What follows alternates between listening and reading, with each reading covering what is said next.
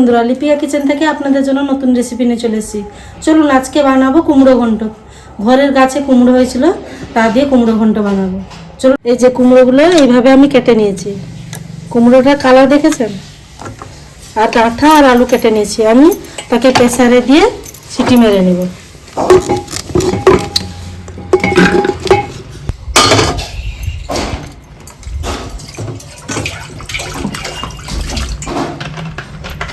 দিয়ে দিব তেজপাতা,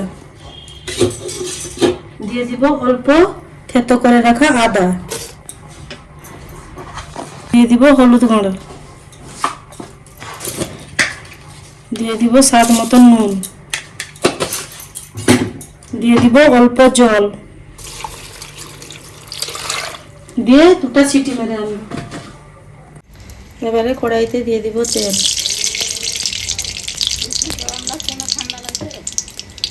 আর এখানে সিদ্ধ করে নিয়েছি।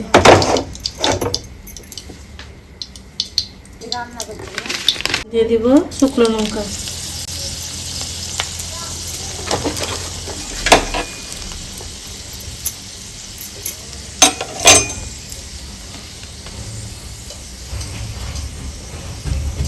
এবারে দিয়ে দিব 5 ফোড়ন,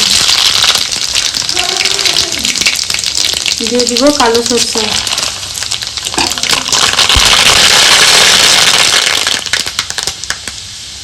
দিয়ে দিব থেতো করে রাখা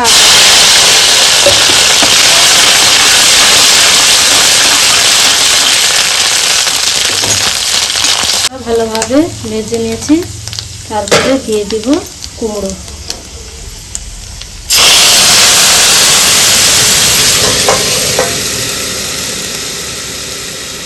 দিয়ে দিব চিনি,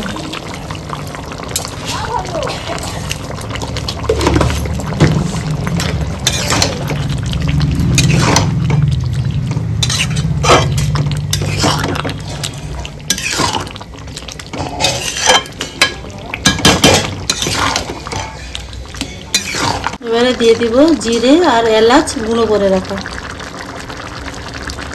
এবারে রান্না কমপ্লিট। নিরামিষ দিনে এইভাবে রান্না করলে খেতে দারুণ লাগে। আর আপনাদেরকে যদি আমার রান্না ভালো লেগে থাকে তাহলে লাইক, কমেন্ট, শেয়ার, ফলো অবশ্যই করবেন।